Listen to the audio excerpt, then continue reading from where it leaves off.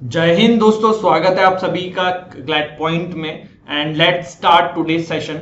आज का हमारा जो सेशन होने वाला है वो होने वाला है कॉलेजियम सिस्टम इन इंडिया। किस तरीके से हमारे देश में सुप्रीम कोर्ट के जजेस की अपॉइंटमेंट होती है, और अभी रिसेंटली 9 नाम रिकमेंड किए गए हैं कॉलेजियम सिस्टम के द्वारा, हमारे सुप्रीम कोर्ट के कॉलेजियम सिस्टम के द्वारा। उसी के बारे में डिटेल में हम चर्चा करेंगे। सबसे पहले आगे बढ़ूं उससे पहले आप हमारा जीके बूस्टर जो कि चल रहा है क्लैड 22 के लिए, उसमें अपने आप को इनरोल कर सकते हैं। करने के लिए आपको डिस्क्रिप्शन में हमारे ऐप की लिंक डली हुई है, वहां से आपको हमारी ऐप डाउनलोड करनी है। ऐप डाउनलोड करने के बाद वहां पे आप कोर्स में इनरोल कर सकते हैं। आप ज्यादा जानकारी के लिए हमें कॉल कर सकते हैं 7011249333 पे भी। तो सबसे पहले हम देखते हैं कि कॉलेजियम सिस्टम जो है ये होता क्या है। तो देखिए, कॉलेजियम सिस्टम के अंदर हमारे सुप्रीम कोर्ट के चीफ जस्टिस प्लस 4 सीनियर जजेस जो हैं, ये लोग मिलकर डिसाइड करते हैं कि भैया अगले जजेस सुप्रीम कोर्ट के अंदर कौन बनेंगे।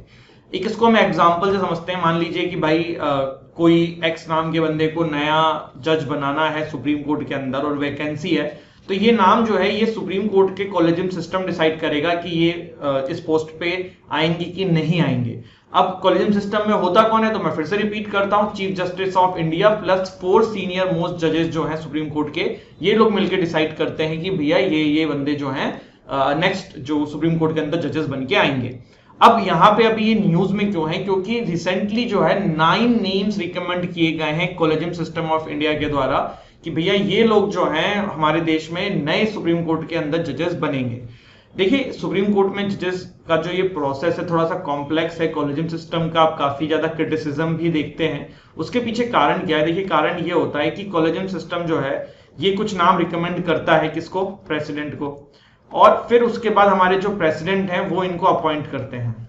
अब एक क्वेश्चन है कि क्या प्रेसिडेंट कुछ नाम जो उसको पसंद ना हो या उनको लगे कि ये बंदा सही नहीं है, उनको मना कर सकता है? कॉलेजियम सिस्टम ने मान लो कि भाई एक्स का नाम जो है वो रिकमेंड किया था, बट प्रेसिडेंट को ये एक्स नाम पसंद नहीं आया, तो क्या प्रेसिडेंट यहाँ पे इनकी अपॉइंटमेंट रोक सकता है? तो आंसर है नहीं कर सकता है। लेकिन प्रेसिडेंट क्या कर सकता है? प्रेसिडेंट जो है वो कैबिनेट कॉलेजियम सिस्टम को फिर से कहेगा कि भैया ये जो एक्स नाम है मुझे पसंद नहीं है, आप इस नाम को फिर से देखो, अगर आपको सही नहीं लगता है या फिर इनके जगह पे कोई और कैंडिडेट आप ला सकते हो तो ले आओ।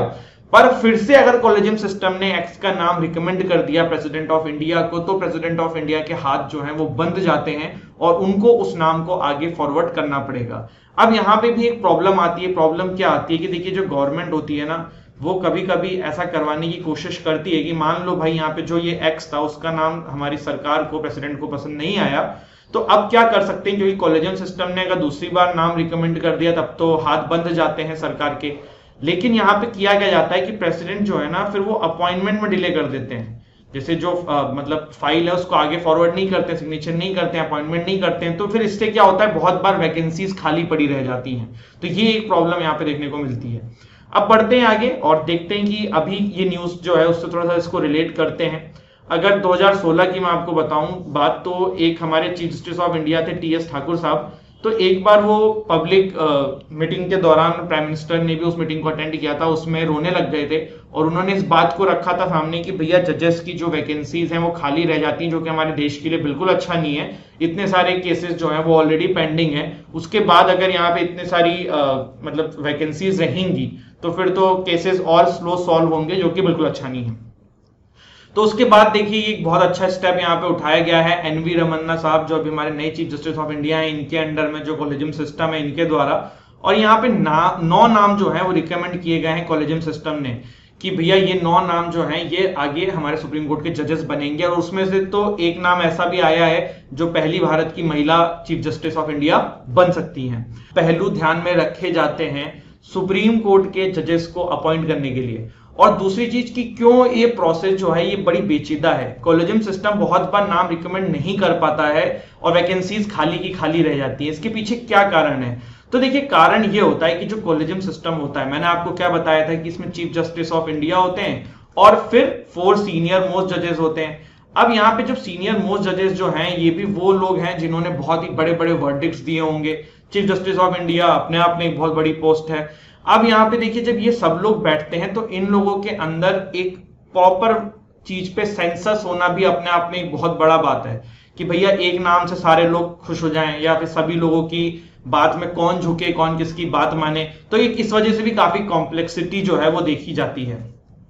ठीक है, इसके अलावा देखिए यहाँ पे ये भी है कि सीजीआई जो है वो हेड ऑफ द कॉलेजियम होते हैं, तो उनके लिए भी एक बहुत बड़ा प्रॉब्लम हो जाती है कि कंसेंसस बिल्ड करें, जो मैंने आपको बताया।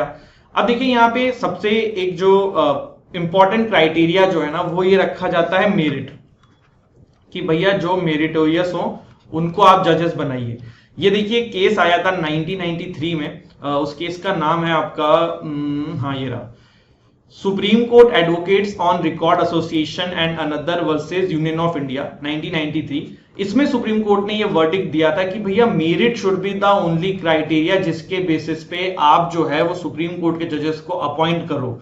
और साथ ही साथ यहाँ पे ये भी कहा गया था कि डाइवर्सिटी भी होनी चाहिए, मतलब जैसे कि इंडिया देखिए जो है, इंडिया में आपको पता है कि बहुत सारे कास्ट हैं, बहुत सारे रीजन्स हैं, अलग अलग लैंग्वेज हैं, तो there should be diversity also, अलग अलग रीजन्स को प्रॉपर रिप्रेजेंटेशन मिलना चाहिए। Seniority should be the criteria, interest of marginalize and deprived section of society should be the criteria, women criteria हो सकता है, रिलीजन, रीजन्स एंड कम्युनिटीज, मतलब इन सब को प्रॉपर रिप्रेजेंटेशन वहां पे मिले, इस चीज को आपको सुनिश्चित करना चाहिए। ये बात यहाँ पे सुप्रीम कोर्ट ने कही थी। और ये जो अगर हम अभी प्रेजेंट के जो 9 नाम रिकमेंड किए गए हैं उसमें ये चीज बिल्कुल एप्लीकेबल हो रही है, क्योंकि यहाँ पे वुमेन्स के भी नाम है, 3 नाम वुमेन्स के रिकमेंड किए गए हैं, पहली बार सीजीआई बनाने की बात हो रही है महिला को।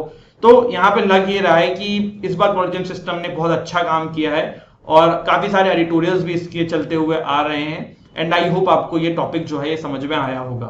फिर से इसमें कुछ इंपॉर्टेंट पॉइंट्स है, इसको हम एक बार रिवाइज कर लेते हैं। सबसे पहली चीज, जो कॉलेजियम सिस्टम है वर्क कैसे करता है, तो कॉलेजियम सिस्टम के अंदर 4 सीनियर मोस्ट जजेस होते हैं प्लस एक आपका सीजीआई होते हैं। फिर क्या होता है, फिर ये कोई नाम रिकमेंड करते हैं प्रेसिडेंट को, प्रेसिडेंट उनकी अपॉइंटमेंट करते हैं। अगर कोई नाम प्रेसिडेंट को पसंद नहीं है तो वो उस नाम को खारिज नहीं कर सकते हैं। He can ask the collegium system कि भैया इसको फिर से रिकंसीडर करिए, बट कॉलेजियम सिस्टम अगर फिर से उस नाम को आगे बढ़ा देता है तब मजबूरन प्रेसिडेंट को उसको अपॉइंट करना होगा। लेकिन इसका भी एक पेज जो है वो निकल जाता है, वो ये होता है कि प्रेसिडेंट अपॉइंटमेंट में डिले कर देता है। इसके बाद अभी क्यों न्यूज में है, अभी क्योंकि 9 नाम रिकमेंड किए गए हैं एनवी रमन्ना के अंडर, और ये जो 9 नाम है ये बहुत डाइवर्सिफाइड नाम है, इसमें वुमेन्स भी हैं, अलग अलग रीजन को रिप्रेजेंटेशन दिया गया है। और ये सारी चीजें जो हैं कहीं ना कहीं आपका जो हमारा जजमेंट आया था 1993 का सुप्रीम कोर्ट का, उसको सार्थक साबित करता है और उसको सही बताता है। इसके बाद देखिए एक आर्टिकल 142 सब क्लॉज 1 है हमारे कॉन्स्टिट्यूशन का, जो कंप्लीट जस्टिस की बात करता है। तो एक यहाँ पे ये भी क्राइटेरिया होना चाहिए और होता भी है कि भैया जो भी जजेस यहाँ पे अपॉइंट होके आए, that judge should selecting a judge to adorn the bench, the fundamental consideration should be his her ability to do complete justice। तो कंप्लीट जस्टिस का क्राइटेरिया भी यहाँ पे ध्यान रखना चाहिए, क्योंकि सुप्रीम कोर्ट को समय समय पे कंप्लीट जस्टिस करने के लिए ही बनाया गया है। और वहां पे जो जज हैं वो उतने केपेबल होने चाहिए, उतने मेरिटोनस होने चाहिए कि भैया वो इस तरीके की सिचुएशन को हैंडल कर सकें और कंप्लीट जस्टिस जो है वो प्रोवाइड कर सकें। तो this is it guys, this is हमारा ये सेशन। आप लोग हमारे टेलीग्राम चैनल से भी जुड़ सकते हैं। आप टेलीग्राम पे जाके क्लैट पॉइंट सर्च करिएगा, $T, डिस्क्रिप्शन में भी लिंक है इसकी, और यहाँ पे आपको सेशन की पीडीएफ भी मिल जाएगी और काफी सारे स्टडी मटेरियल्स भी आते हैं।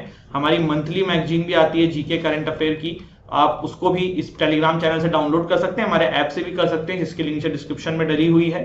And thank you so much. जय हिंद, जय भारत।